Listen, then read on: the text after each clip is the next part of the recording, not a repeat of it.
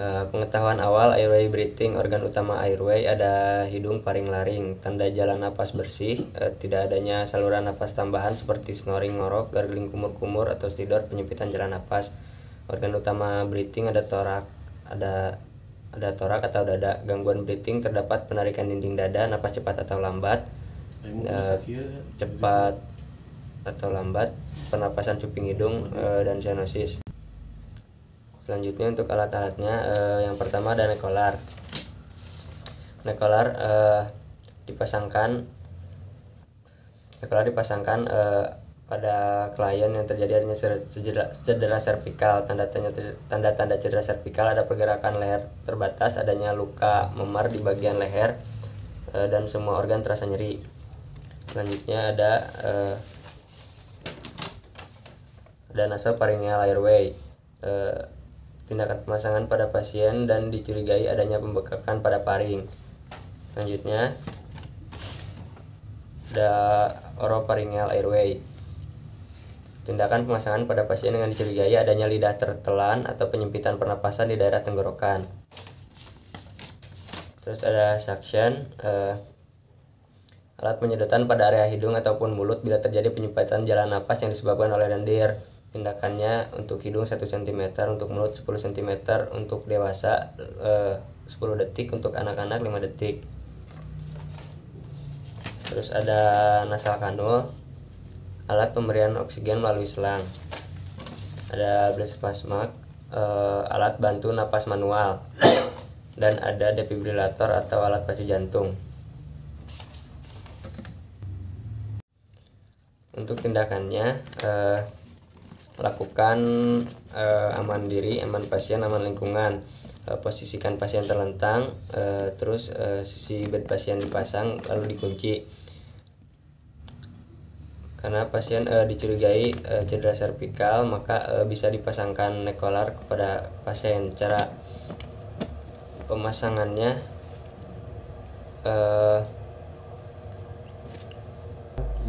sediakan nekolar, tarik dan pastikan tali lebih panjang daripada lipatan sisi belakang.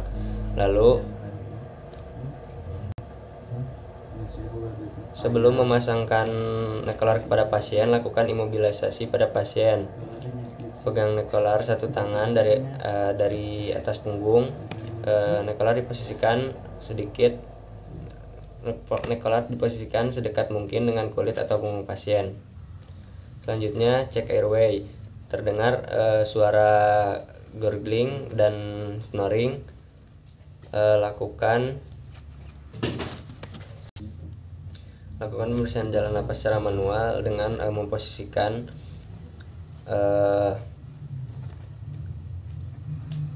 leher pasien lurus.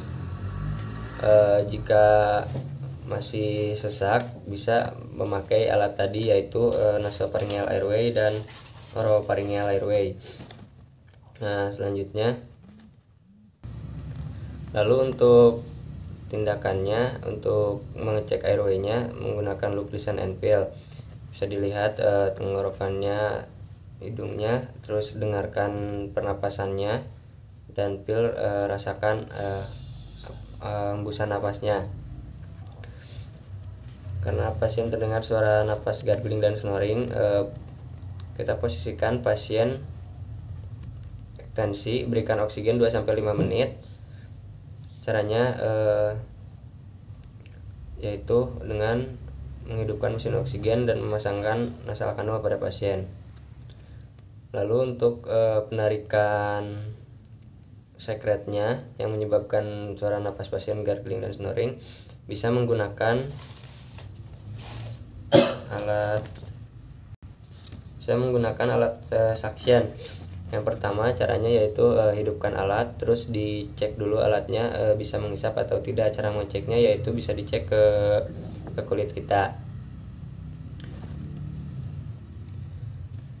Selanjutnya cek tekanan dan cek botol penampung, lalu masukkan dengan hati-hati ke dalam jalan napas pasien, lalu keluarkan dengan perlahan.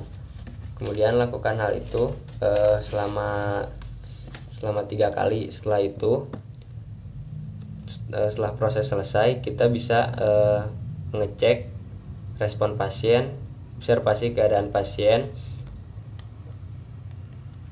Terus untuk selanjutnya bisa observasi sekret yang sudah didapat dari warna, bau, dan keencerannya. Selanjutnya bereskan alat, cuci tangan. Untuk breathing lakukan yang sama, look, listen, and feel. Untuk looknya lihat pergerakan dada, listennya dengarkan suara napas, dan feelnya rasakan apakah ada napas atau tidak. Karena pergerakan dinding dadanya tidak simetris dan torak pasien dan trakea nampak bengkok ke kiri. Pasien dicurigai tension pneumotorak dengan ditandai dengan tanda yang tadi. Pada kasus ini pasien disarankan dipasang needle seratosintetis. Tindakannya cari ICS 2, linea midclavicula, lakukan infeksi dan memperkecil area lapangan inflasi dengan duk lubang. Gunakan jarum besar berukuran 14 untuk menutup tepi atas. Ketiga, selanjutnya cabut jarum dan dari aboket dan boleh diinfeksi, boleh tidak.